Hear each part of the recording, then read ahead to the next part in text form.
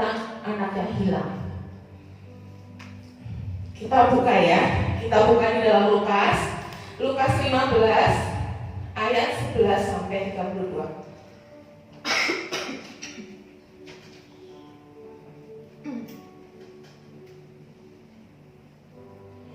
Lukas 15 ayat 11 sampai 32. Perumpamaan tentang anak yang hilang. Kita baca ya. Aku bacain. Yang lainnya sambil menyimak. Yesus, Lukas 15 ayat 11 sampai 32. Perumpamaan tentang anak yang hilang. Yesus berkata lagi, ada seorang mempunyai 2 anak laki-laki. Kata yang bungsu kepada ayahnya, "Bapa, berikanlah kepadaku bagian harta milik kita yang menjadi hakku." Lalu ayahnya membagi-bagikan harta kekayaan itu di antara mereka. Beberapa hari kemudian anak bungsu itu menjual seluruh bagiannya, lalu pergi ke negeri yang jauh. Di sana ia memboroskan harta miliknya itu dengan hidup berfoya-foya. Setelah dihabiskannya semuanya, timbullah bencana kelaparan di dalam negeri itu, dan ia pun mulai melarat. Lalu ia pergi dan bekerja pada seorang majikan di negeri itu. Orang itu menyuruhnya ke ladang untuk menjaga babinya. Lalu ia ingin mengisi perutnya dengan ampas yang menjadi makanan babi itu, tetapi tidak seorang pun yang memberikannya kepadanya. Lalu ia menyadari keadaannya, katanya, "Betapa banyaknya orang upahan Bapakku yang berlimpah-limpah makanannya, tetapi aku di sini mati kelaparan. Aku akan bangkit dan pergi kepada Bapakku dan berkata kepadanya, Bapa, aku telah berdosa terhadap surga dan terhadap Bapa. Aku tidak layak lagi disebutkan anak Bapa. Jadikanlah aku sebagai salah seorang upahan Bapa." Maka bangkitlah ia dan pergi kepada bapaknya. Ketika ia masih jauh, ayahnya telah melihatnya. Lalu tergeraklah hatinya oleh belas kasihan. Ayahnya itu berlari mendapatkan dia, lalu merangkul dan mencium dia. Kata anak itu kepadanya, "Bapa, aku telah berdosa terhadap surga dan terhadap Bapa. Aku tidak layak lagi disebutkan anak Bapa." Tetapi ayah itu berkata kepada hamba-hambanya, "Lekaslah, bawa kemari jubah yang terbaik. Pakaikanlah itu kepadanya dan kenakanlah cincin pada jarinya dan sepatu pada kakinya. Dan ambillah anak lembu tambun itu, sembelihlah dia, dan marilah kita makan dan bersukacita. Sebab anakku ini telah mati dan menjadi hidup kembali. Ia telah hilang dan didapat kembali." Maka mulailah mereka bersukaria. Tetapi anaknya yang sulung berada di ladang. Dan ketika ia pulang dan dekat ke rumah, ia mendengar bunyi seruling dan nyanyian tari-tarian. Lalu ia memanggil salah seorang hamba dan bertanya kepadanya, "Apa arti semuanya itu?" Jawab hamba itu, "Adikmu telah kembali dan ayahmu telah menyembelih anak lembu tambun, karena ia mendapatkannya kembali dengan sehat." Maka marahlah anak sulung itu, dan ia tidak mau masuk. Lalu ayahnya keluar dan berbicara dengan dia. Tetapi ia menjawab ayahnya, katanya, "Telah bertahun-tahun aku melayani Bapa, dan belum pernah aku melanggar perintah Bapa. Tetapi kepadaku belum pernah Bapa memberikan seekor anak kambing untuk bersukacita dengan sahabat-sahabatku. Tetapi baru saja datang anak Bapa yang telah memboroskan harta kekayaan Bapa bersama-sama dengan pelacur-pelacur. Maka Bapa menyembelih anak lembu tambun itu untuk dia." Kata ayahnya kepadanya, "Anakku, engkau selalu bersama-sama dengan aku, dan segala kepunyaanku adalah kepunyaanmu. Kita patut bersukacita dan bergembira, karena adikmu telah mati dan menjadi hidup kembali. Ia telah hilang dan didapat kembali." Amin. Aku yakin sih cerita ini gak asing ya. Kita udah sering dengar tentang cerita ini. Kita coba buka dari sisi yang lain. Di sini ada 2 anak laki-laki. Anak yang bungsu pergi meninggalkan ayahnya dan hidupnya berfoya-foya. Di sini Bapak di sini perumpamaan sebagai Tuhan sendiri. coba lihat di sini ya. Anak bungsu. Anak bungsu itu anaknya bapak ini bukan. Anak bungsu ini anaknya bapak ini bukan. Anaknya bapak ini karena dia berani minta warisan. Kalau dia berani minta warisan berarti anaknya bapak ini setidaknya udah pernah kenal dengan bapak. Lah, karena itu dia berani minta warisan. Nah, kalau yang namanya nggak kenal, dia nggak akan berani minta siapa-siapa. Misalkan orang barusan kenal sama aku, dia mau minta apa-apa, aku juga ragu-ragu tanda tanya. Berani minta karena setidaknya sudah kenal dan lebih-lebih, apalagi kalau tinggal serumah, pernah dia tinggal dalam satu rumah. Anak minta sesuatu ke orang tuanya. Kita perhatikan di ayat ke-12. Ayat ke-12. Kata yang bungsu kepadanya, Bapak, berikanlah kepadaku bagian harta milik kita yang menjadi hakku. Lalu ayahnya membagi-bagikan harta kekayaan itu di antara mereka. Ayahnya tahu nggak kalau nanti akan terjadi sesuatu sama si bungsu ini? Tahu. Ayahnya udah tahu, tapi kenapa tetap diberi? Karena sayang. Karena sayang, kan? Apa cik? Karena haknya. Tapi kan ayahnya tahu nanti akan terjadi sesuatu nih, ada yang nggak benar untuk anak ini, tapi kenapa tetap diberikan? Maksa. Ya, karena kembali lagi kita dikasih kehendak bebas oleh Tuhan, dan Tuhan gak akan pernah mengambil kehendak bebas itu dari kita kalau kita tidak memberikan hak kita kepadanya. Nah itu.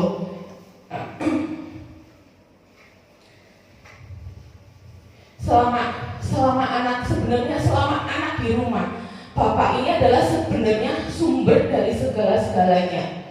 Kalau selama anak ini di rumah, dia sebenarnya nggak akan kelaparan.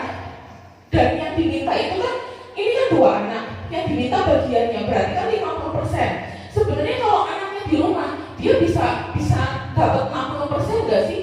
Bisa aja, selama bapaknya kan nggak ngomong. Maksudnya ini bagian kakakku atau apa? Bisa aja, selama itu bisa aja. Bahkan dikasih 100% pun bisa, selama bapaknya nggak ngomong ini.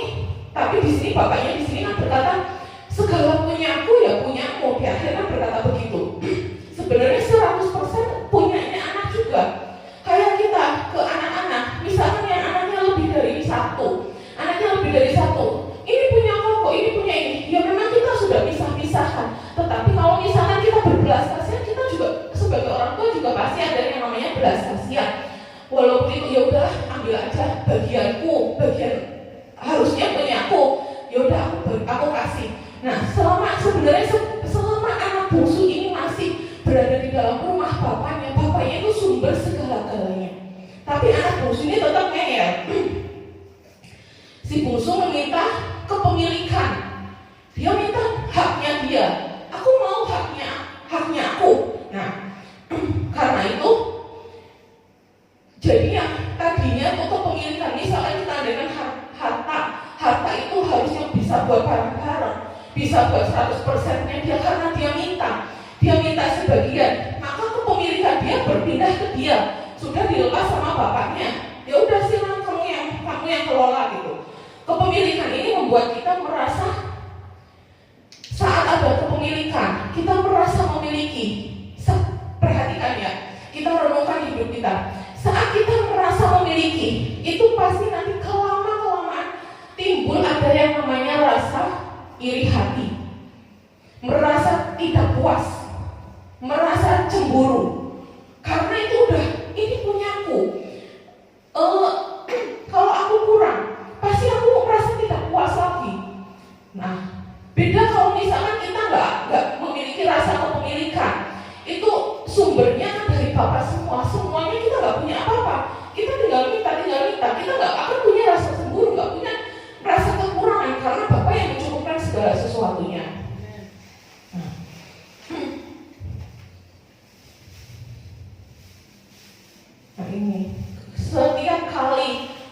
manusia merasa memiliki, maka akan selalu merasa kurang. Sama aja, saat kita memiliki uang 1 juta, kita merasa kurang, kita pengen lebih lagi. Karena itu sifat dasarnya manusia. Tidak pernah merasa cukup kalau kita tidak mematikan daging kita, kalau kita tidak mematikan ego kita. Tapi saat kita terima Yesus, kita punya sumber yang luar biasa. Nah itu, sebenarnya Bapa itu sumber dari segalanya di setiap aspek kehidupan kita. Kita perhatikan, kita baca lagi di ayat 14 ya. Setelah dihabiskannya semuanya, timbullah bencana kelaparan di dalam negeri itu, dan ia pun mulai melarat. Saat kita terlepas dari hadirat Tuhan, saat kita terlepas dari Tuhan, maka pasti kita tidak akan dapat mengelola. Karena kita nggak bisa, ego kita yang main, nggak ada yang mengendalikan. Saat kita masih berada di hadirat Tuhan, saat kita masih dekat dengan Tuhan, Tuhan yang mengendalikan, Tuhan yang mengendalikan ego kita. Kita tidak bisa mengatasi kesulitan hidup sehingga kehilangan yang namanya kebenaran. Kebenaran itu akan hilang karena kita dibutakan dengan hal-hal yang duniawi. Itu ayat 15-nya. Lalu ia pergi dan bekerja pada seorang majikan di negeri itu. Orang itu menyuruhnya ke ladang untuk menjaga babinya. Saat orang masuk dalam kebun, dia merasa memiliki, maka keadaan yang akan menyerahkan hidupnya pada sistem dunia. Mau gak mau, saat kita terlepas dari hadirat Tuhan, yang mengambil alih siapa? Duniawi, keduniawian yang akan mengambil alih. Itu. Terus ayat 16-nya, lalu ia ingin mengisi perutnya dengan ampas yang menjadi makanan babi itu, tetapi tidak seorang pun yang memberikannya kepadanya. Di sini aku tekankan di mengisi perutnya. Mengisi perutnya. Mengisi perutnya itu apa? Berkaitan dengan kedagingan, keduniawian. Nah, saat kita masih mencari kuasa di balik uang, tahta itu adalah ampas babi. Di hadapan Tuhan itu adalah kejijikan. Karena Tuhan gak bisa bersatu dengan yang duniawi, gak bisa bersatu dengan mamon, gak bisa bersatu dengan kedagingan. Dupa yang dinaikkan itu adalah ampas babi. Baunya seperti itu. Tuhan gak bisa bersatu. Tuhan itu kudus. Jadi benar-benar kita harus hidup kudus. Walaupun bukan berarti kita gak boleh cari uang, enggak. Di sini berkata apapun yang kita lakukan harus selalu libatkan Tuhan. Yang nomor satu di dalam hidup kamu itu siapa? Yang nomor satu di dalam hidup kamu itu siapa? Bukan suamimu, bukan anakmu, bukan pekerjaanmu. Siapa yang nomor satu di dalam hidupmu? Nah, itu yang menentukan. Jangan pernah berpikir apapun yang di dunia ini bisa memuaskan kita. Gak pernah yang ada di dunia ini gak pernah akan bisa memuaskan kita. Apapun itu jaminan gak akan pernah memuaskan kita. Yang bisa memuaskan kita hanyalah hadirat Tuhan. Jangan sekali-kali kita mencari kuasa di balik apapun di dunia ini. Semua itu ingat, titipan Tuhan. Suami kita, anak kita pun titipan Tuhan.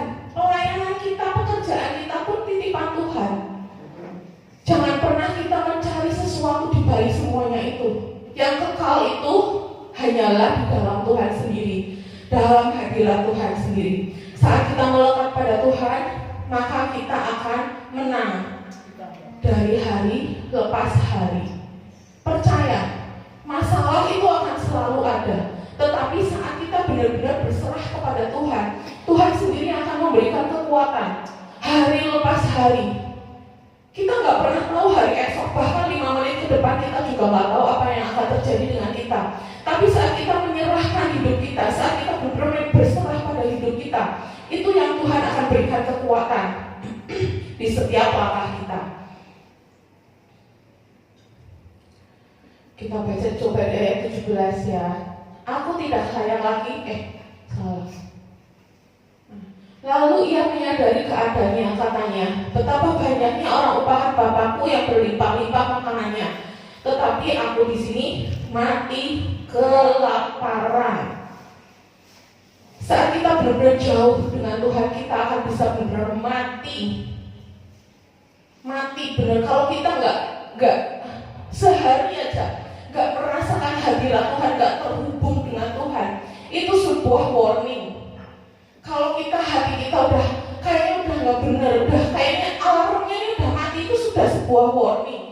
Udah kita harusnya gelisah akan hal itu, kita harusnya udah merasa nggak nyaman, kita harus balik lagi, kita harus cari lagi, cari hadirat Tuhan lagi.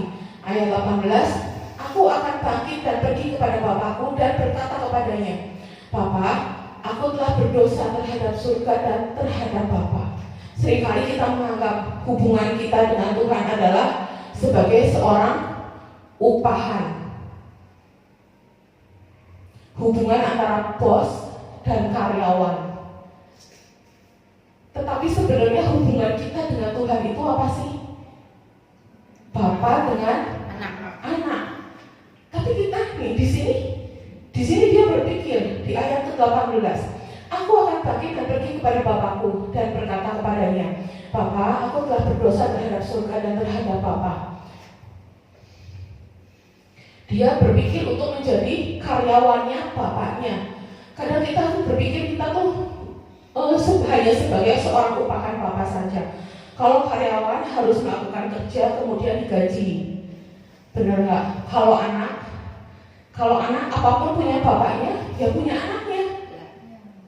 Kalau karyawan nggak akan berani buka-buka kulkas seenaknya, ambil makanan di dalam kulkas seenaknya. Kalau anak tanpa izin pun dia berani makan, dihabisin pun dia berani. Nah itu.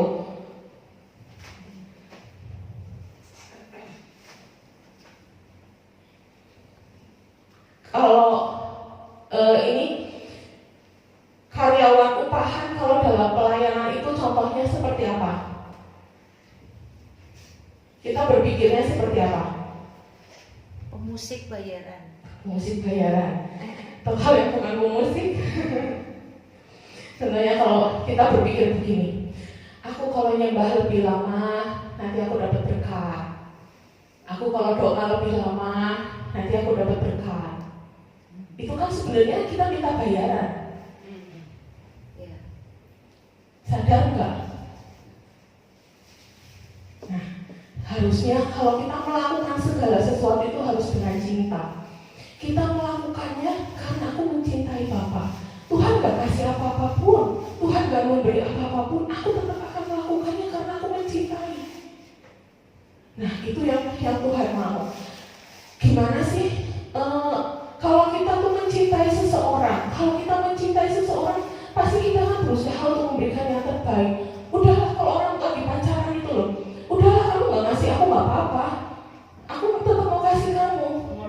Pengorbanan, sacrifice. Nah, walaupun rumahmu jauh, aku harus muter, aku jemput gak apa-apa. Dia gak mau mikir untuk minta bayaran bensinnya segala, enggak. Begitu juga saat kita jatuh cinta dengan Tuhan, harusnya seperti itu.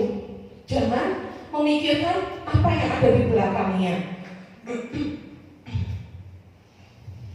Kita melayani Tuhan karena kita sudah menjadi anaknya. Kita benar-benar mencintai Tuhan. Hubungan antara karyawan dan bos seringkali hubungan ketakutan. Karyawan akan bekerja baik kalau bosnya datang. Karyawan akan bekerja dengan baik kalau ada bosnya. Nah, bukan seperti itu yang Tuhan mau. Hubungan kita dengan Tuhan harusnya tidak ada sebuah ketakutan. Anak sama orang tua gak ada ketakutan. Yang ada menghormati. Beda menghormati dengan ketakutan. Anak dengan orang tua itu benar-benar hubungannya tuh hubungan seperti bapak dengan anak. Itu. Takut akan Tuhan bukan ketakutan dengan Tuhan, tetapi menghormati Tuhan dimanapun dan kapanpun, akan berpegang teguh akan firman Tuhan.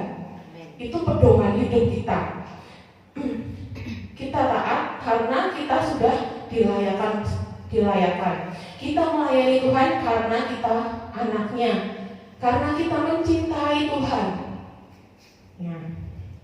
Kita baca di ayat 20 ya.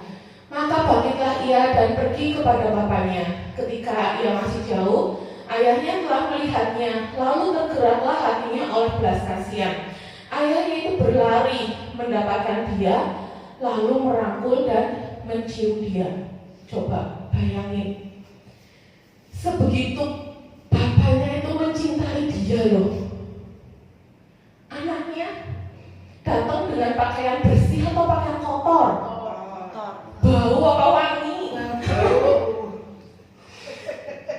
Tapi dia langsung berdiri merangkul loh. Dan bapaknya itu di mana? Bapaknya di dalam kamar. Bapaknya nggak di dalam kamar. Maka bangkitlah ia dan pergi kepada bapaknya. Bangkitlah ia dan pergi kepada bapaknya. Ketika ia masih jauh, ayahnya telah melihatnya. Anaknya masih jauh, ayahnya telah melihatnya. Berarti bapaknya ayahnya di mana? Ayahnya berarti setidaknya itu di halaman, di teras. Ya enggak, sampai lihat. Kalau di dalam kan enggak kelihatan.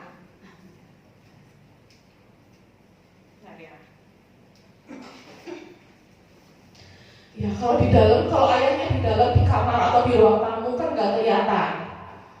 Nah ini dia langsung ketika masih jauh, anaknya masih jauh loh. Ayahnya mengenali nggak? Mengenali. Ayahnya telah melihatnya, lalu tergeraklah hatinya oleh belas kasihan. Ayahnya itu berlari mendapatkan dia, merangkul dan mencium dia. Di sini kenapa ayahnya nggak mencari, tapi ayahnya menunggu? Ya, kenapa? Kenapa ayahnya nggak mencari? Anaknya pergi nih. Kenapa ayahnya nggak mencari, tapi ayahnya menunggu di teras? Menunggu bertobat. Karena Tuhan itu nggak pernah memaksa. Dia akan selalu menunggu pertobatanmu. Tuhan nggak pernah memaksa. Tuhan nggak pernah mengambil kehendak bebasmu. Di sini ayahnya bilang, undang dia masuk dan datang kepadanya, maka kita akan, saat kita benar-benar mengundang Tuhan datang ke dalam hati kita, undang dia masuk ke dalam hati kita, benar-benar kita merasakan hadirat Tuhan, maka kita akan mengecap dia, kita akan merasakan dia, bukan hanya kata orang saja, tapi benar-benar kita merasakan Tuhan sendiri. Karena apa? Karena Bapa itu, Tuhan itu selalu penuh dengan kasih. Saat ada anak melakukan kesalahan, pasti Tuhan akan merangkul dan memeluk. Pasti Tuhan akan merangkul dan memeluknya kembali. Saat kita putuskan dan balik kepada Bapa, maka Tuhan akan memeluk kita. Itu udah pasti. Karena Bapa itu Bapa yang penuh dengan belas kasih. Di ayat 21, kata anak itu kepadanya, Bapa, aku telah berdosa terhadap surga dan terhadap Bapa. Aku tidak layak lagi disebut anak Bapa. Si bungsu ini merasa tidak layak. Dia merasa, karena dia udah kotor segala macam, dia merasa gak layak. Sama seperti orang yang hidupnya hari ini merasa layak, tapi besoknya merasa tidak layak. Jatuh bangun di dalam dosa karena perbuatannya. Kita adalah anak yang sudah dilayakkan oleh Bapa. Bukan berarti dosa-dosa kita dibenarkan oleh Tuhan. Semakin kita mengerti kasih karunia, semakin kita tidak mau berbuat dosa. Semakin kita mengerti kasih karunia Tuhan, semakin kita gentar dan takut akan Tuhan. itu. Ayat 22, tetapi ayat itu berkata kepada hamba-hambanya, lekaslah, bawa kemari jubah yang terbaik, pakaikanlah itu kepadanya, dan kenakanlah cincin pada jarinya, dan sepatu pada kakinya. Di sini ada 3 properti yang Bapak kasih ke anaknya. Pertama apa? Jubah. Yang kedua apa? Cincin. Yang ketiga apa? Sepatu. Jubah berbicara tentang apa? Dia sudah kotor loh, dia bajunya kotor, pulang pasti dalam keadaan kotor. Identitas. Jubah di sini berkata tentang jubah kebenaran. Dia bertobat, kenakan kembali jubah kebenaran. Jadi tidak ada iblis yang bisa menuntutnya lagi. Jubahnya dilepas yang lama, diganti jubah yang baru. Cincin tanda apa? Materai perjalanan, otoritas. Otoritas mengatakan bahwa ini adalah anakku. Nah, terus sepatu, kasih kerelaan untuk kasih kerelaan. Tandanya sebagai apa? Penebusan. Dia telah ditebus oleh darah yang mahal. Ini anakku. Sama seperti kita. Kita juga sama diberikan 3 properti ini. Jubah, kita udah dikasih jubah kebenaran loh. Kita dikasih otoritas. Kita dikasih penebusan, darah Yesus sendiri yang menebus. Tapi kita mau menggunakan 3 properti yang Tuhan kasih ke kita, enggak? Tuhan selalu melihat akhirnya bagaimana kita mengakhiri kehidupan ini. Tuhan gak pernah lihat di awal cinta mula-mula kita, gak pernah lihat waktu kita pertama kali bertobat. Tapi yang Tuhan lihat itu kita berjuang sampai akhir. Yang Tuhan lihat itu kita di akhir. Makanya kita selalu berdoa, jamin aku Tuhan untuk aku finish strong sampai garis akhir. Finish strong, finish ini selesai dengan kuat, menyelesaikan segala sesuatunya dengan kuat, bukan menyelesaikan segala sesuatunya dengan lemah. Contoh gampangnya seperti ini.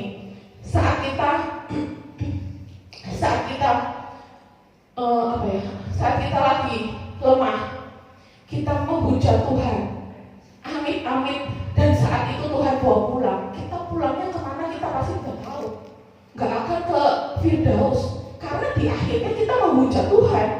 Walaupun di awalnya ini pelayanannya hebat, tapi saat di akhirnya menghujat Tuhan, kita nggak akan pulang ke rumah Bapa. Karena terakhirnya menghujat Tuhan. Nah, kita dari awal penebusan, dari awal hidup baru, dari awal cinta mula-mula itu turun, kita harus mengupayakan ini untuk terus naik. Karena janji Tuhan kita lebih dari pemenang. Kita akan terus naik dan tidak akan pernah turun. Nah, di sini ini benar-benar harus dipertahankan. Gimana cara pertahankannya? Ya kita merelakan kedagingan kita direlakan. Kita kedagingan kita diiris, ya kita rela. Kita melepaskan hak kita. Contohnya, kalau ada orang nyakitin, sebenarnya kita bisa banget balas dia, bisa gampang banget balas dia, tapi kita merelakan hak kita. Kita cuma nangis sama Tuhan. Tuhan, aku sakit loh, Tuhan digituin loh Tuhan. Tuhan yang bekerja buat kita enggak? Bekerja banget buat kita. Tuhan bela enggak? Tuhan bela. Nah itu, kita belajar melepaskan hak. Jangan mau didakwa oleh iblis. Ya, kita anak-anak Tuhan, jangan mau didakwa oleh iblis. Kita sudah dikasih cincin, kita sudah dikasih otoritas untuk mengalahkan iblis. Dengan apa? Dengan doa, dengan perkataan kita. Makanya aku kemarin waktu komsel bilang, jaga mulut. Setiap yang keluar dari mulut kita itu dipertanggungjawabkan. Apapun itu yang keluar itu dipertanggungjawabkan. Ada ayatnya. Tante ini udah nge-share gitu di post PI. Ada ayatnya itu. Nah, waktu hari Kamis kemarin udah ya. Matius.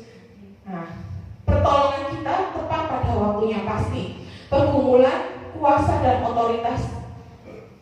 Pergunakan kuasa dan otoritas dengan apa? Ketaatan. Saat kita taat, kuasa dan otoritas itu turun. Saat kita taat dengan firman Tuhan, kuasa Tuhan dinyatakan, otoritas kita bisa gunakan. Kalau kita sudah gak taat dengan firman Tuhan, ya gimana kita bisa menggunakan kuasa yang Tuhan berikan? Lah kamu aja gak taat, kita malah diketawain sama iblis. Tuh.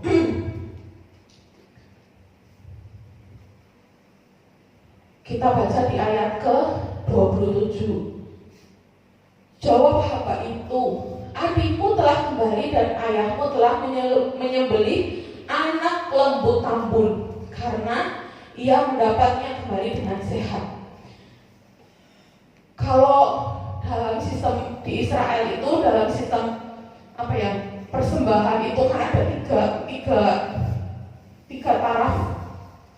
Yang paling tinggi itu, yang paling luar biasa itu anak lembu tambun, karena harganya paling mahal. Yang kedua itu di bawahnya itu kambing, dan yang ketiga itu untuk orang-orang yang nggak punya itu burung tekukur. Nah, ini ayahnya ini penyembelihnya apa? Anak lembu tambun. Coba bayangin, sebegitu bahagianya anaknya pulang, padahal anaknya habis apa? Ngabisin duitnya loh, setengah dari kekayaannya udah habis loh. Tapi dia tetap mau terima, malah bersukacita, bersukaria dengan memberikan pesta untuknya. Kita di ayat 29, coba ya kita buka ayat 29. Tetapi ia menjawab ayahnya, katanya, telah bertahun-tahun aku melayani Bapa dan belum pernah aku melanggar perintah Bapa. Tetapi kepadaku belum pernah Bapa memberikan seekor anak kambing untuk bersukacita dengan sahabat-sahabatku. Di sini si sulung komplain, bahkan untuk taraf yang lebih rendah pun Bapa belum pernah kasih ke aku. Tapi sekarang malah pulang anak Bapak yang baru menghambur-hamburkan uang, yang katanya dengan pelacur-pelacur, tapi Bapak malah memestakan dengan hal yang terbaik, anak lembu tambun. Padahal selama ini yang si sulung bilang, aku melayani Bapak, belum pernah melanggar perintah Bapak. Sebenarnya ini tersirat gak sih seperti orang Farisi? Waktu orang Farisi berdoa, aku gak mencuri, aku gak seperti dia, aku bukan pemungut cukai. Tersirat gak di sini? Di sini si sulung ini merasa lebih baik dibandingkan si bungsu. Dan kita perhatikan ya. Tetapi yang jawabnya, telah bertahun-tahun aku melayani Bapa. Di sini melayani, orang-orang yang melayani itu siapa?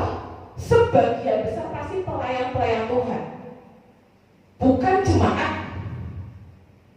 Sebagian besar pelayan-pelayan Tuhan. Dia merasa lebih kudus, dia merasa lebih baik, doanya lebih baik, doanya lebih sempurna. Kita renungkan ya. Dan ada anak yang barusan pulang.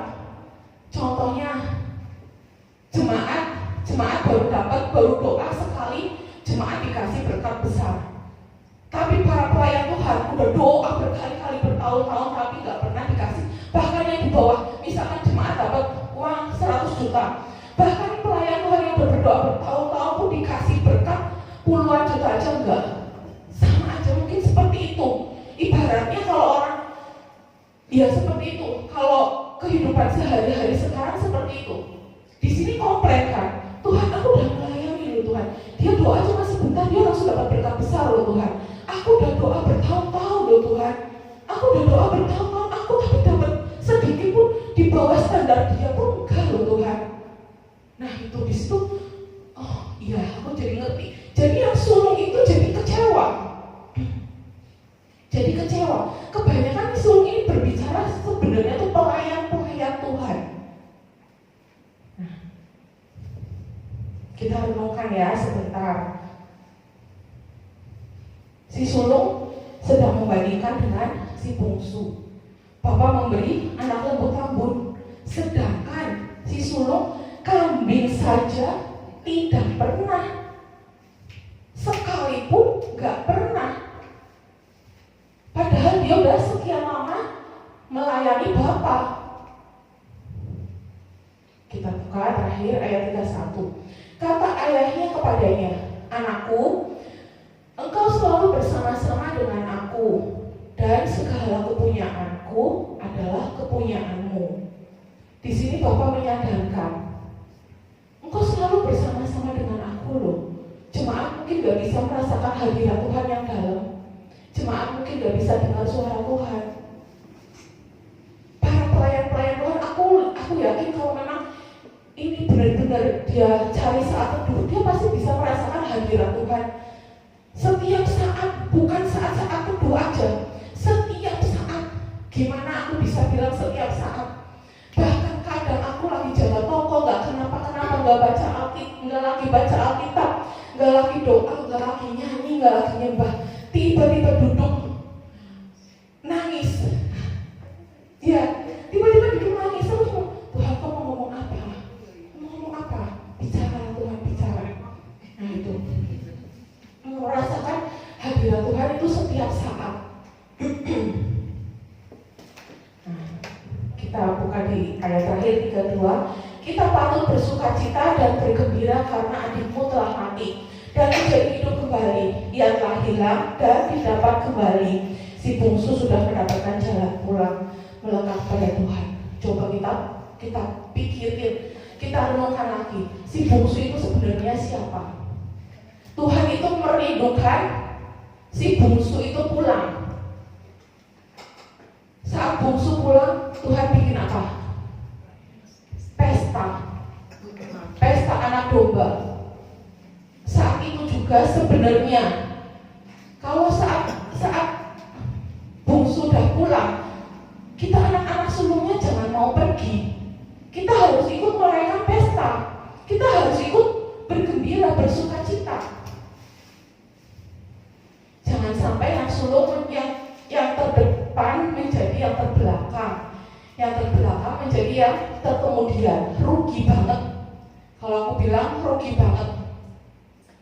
Kita udah berjalan sampai sekian jauh dan pada akhirnya di garis akhirnya kita menyerah. Rugi banget. Rugi bener. Jangan mau, jangan pernah mau. Percaya nggak kalau kita ini semua anak-anak Tuhan? Bukan upahan, bukan karyawan.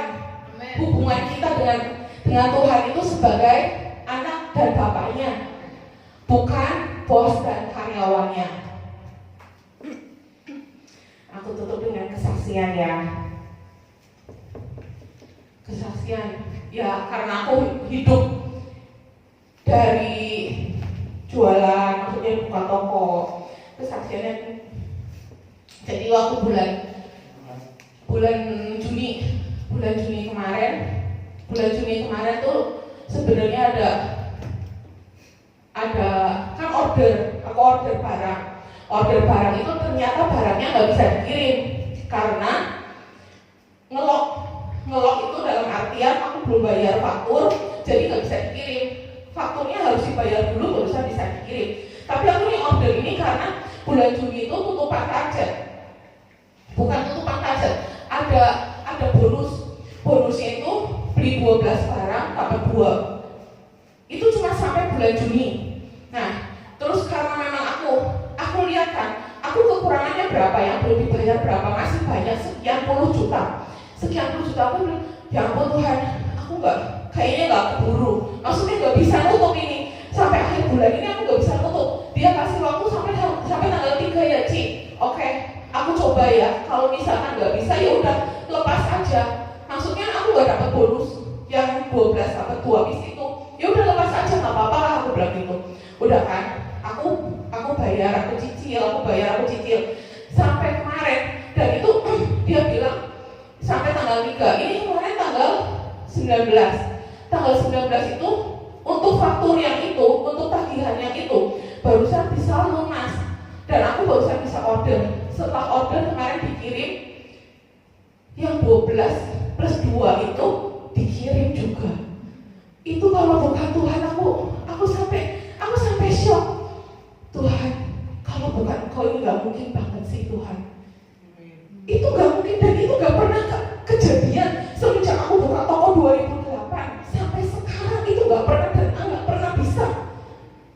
Itu udah karena by system semuanya. Kalau udah tolong di komputer ya udah tolong, gak bisa keluar. Tapi itu kemarin Tuhan kasih loh. Aku sampai, Tuhan kalau bukan Engkau tuh gak mungkin banget lah, gak bisa banget, ya ampun Tuhan. Itu satu. Yang kedua, setiap hari itu pokoknya ada acara. Yang kedua, ini masalah, karena aku bikin nota pakai manual. Terus ini tuh nota udah 1,5 bulan yang lalu. Ternyata tuh salah harga. Harganya harusnya buat barang A, tapi ini kasihnya harga barang B. Orangnya tuh jauh dari Balapulang. Kemarin sore bisa datang ke toko. Sore jam 4:30. Ci, ini salah loh, salah hitung. Ini harganya kemurahan. Dia bilang gitu, coba. Kalau orang jualan, orang beli harga murah kan seneng gak sih? Dia bilang harganya kemurahan sih, dikembaliin loh. Oh iya, ini salah itu, harusnya harganya barang yang apa? Dia dari Balapulang bela-belain datang. Hanya uang berapa coba, selisihnya itu cuma 15.000. Coba, jauh. Dan itu faktur itu udah 1,5 bulan yang lalu. Coba, dia masih simpen, dia masih balikin ke aku. Ini uangnya Ci, dihitung Ci selisihnya berapa, aku bayar. Lah, Bapak kesini mau ngapain? Mau ya sambil jalan-jalan aja. Coba, aku di situ juga, Tuhan kalau bukan Engkau sih nggak mungkin banget sih. Dia bela-belain loh. Maksudnya di sini aku berkata, saat kita ada perjanjian dengan Tuhan, saat kita berada hidup benar di hadapan Tuhan, setidaknya hidup berusaha benar. Aku nggak mengatakan hidupku benar. Aku nggak tahu yang menilai Tuhan. Setidaknya kita tuh berusaha untuk hidup benar. Semua Tuhan tuh proteksi. Dari sampai yang terkecil pun 15.000 pun Tuhan proteksi loh. Itu enggak, ya kadang tuh benar di luar nalar banget. Terus satu lagi, kalau tagihan itu kan benar-benar, ya kalau zaman sekarang itu kan benar-benar yang katanya resesi. Ya resesi luar biasa. Apakah Tuhan berjanji langit selalu biru? Enggak juga. Ada saatnya buka toko dari pagi jam 8 pagi sampai jam 5 sore cuma dapat 26.000. It's okay. Cuma dapat 26.000 dan itu keuntungannya berapa? 1.000 rupiah. 1.000 rupiah buat ngasih orang minta aja udah kurang. Sehari datangnya berapa orang? Ya, tapi aku disitu, Tuhan, kalau Engkau kasih segini, aku percaya sih Tuhan, Engkau punya rencana. Aku bisa baca buku lebih banyak lagi. Aku bisa baca Alkitab. Aku bisa mempersiapkan doa syafaat. Aku bilang, aku percaya. Tapi aku juga percaya Tuhan, kalau Engkau kasih segini Tuhan, Engkau tetap akan mencukupkan segala yang aku perlukan. Karena aku percaya Engkau yang menjamin hidupku. Oke Tuhan, aku bilang gitu. Terus dan tagihan itu kan tetap berjalan ya. Ada tagihan produk yang dari luar kota. Dia datangnya hampir 2 bulan sekali. Dan tagihannya itu pasti puluhan juta. Karena kalau tagihan dari luar kota 2 bulan sekali kan setidaknya tuh ambilnya lebih banyak. Suamiku udah bilang, ini siapin uang buat ini, kamu gak usah bayar yang lain dulu. Ya, iyain aja udah pokoknya iya wes. Iya. Tapi ya tetap aja, maksudnya ada sales datang, ya aku bayar. Maksudnya aku menjaga kepercayaan. Seadanya, aku bayar seadanya. Sampai detik di saat kurang 2 hari atau 3 hari, itu uang gak ada, sama sekali gak ada untuk bayar. Tapi secara ajaib Tuhan cukupkan loh. Aku pun bingung. Aku bilang lagi, suamiku bilang, percaya gak Tuhan itu luar biasa. Dia aja bingung, kok bisa ya? Itu uang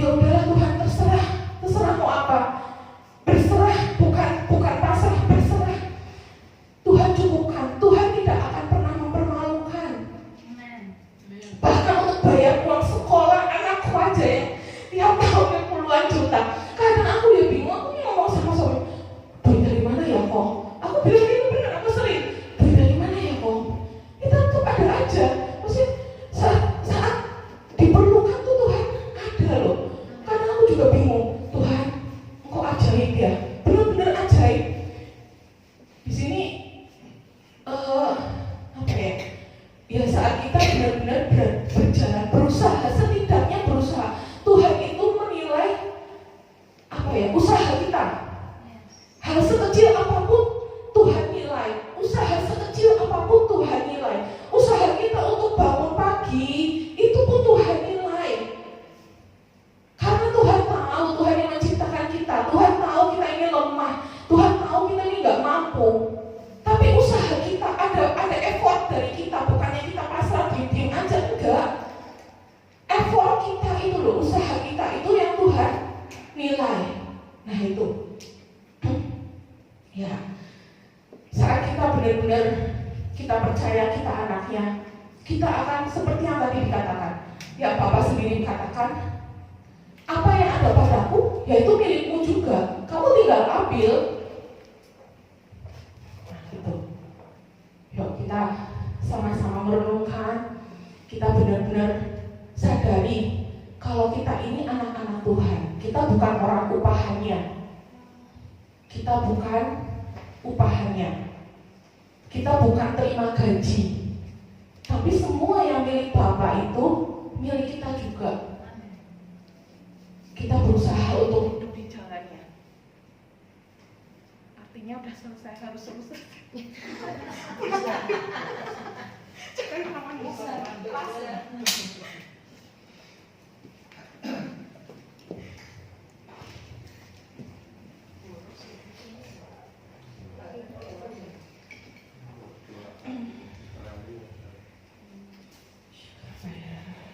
Yuk kita bersatu di dalam doa. Tuhan,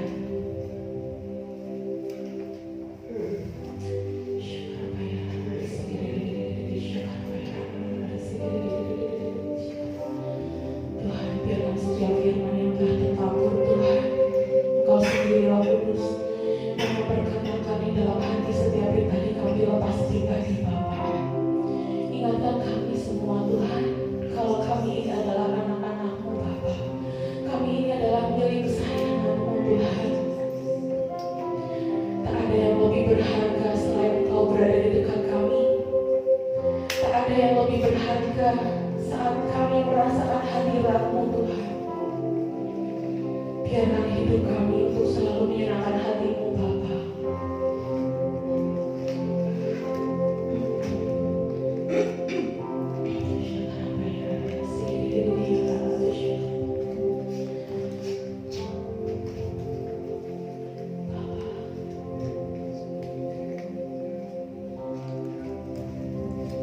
Berbicara pada kami Tuhan, pribadi lepas pribadi. Mulai saat ini Bapa, sampai selamanya. Kami minta jaminan-Mu Tuhan. Kami minta jaminan-Mu Tuhan, untuk kami dapat menyelesaikan segala sesuatunya. Pegang erat tangan kami Tuhan, bukan kami yang memegang erat tangan-Mu Tuhan, tapi kami minta Tuhan Engkau yang memegang erat tangan setiap kami Tuhan. Untuk kami tidak terjatuh, untuk kami tidak tersandung. Karena ada tangan-Mu yang kuat yang menopang kami. Kami bangga Tuhan memiliki Allah seperti Engkau. Kami mau merasakan terus berada dekat denganmu. Kami mau merasakan terus berada di dalam tetapan-Mu Bapa.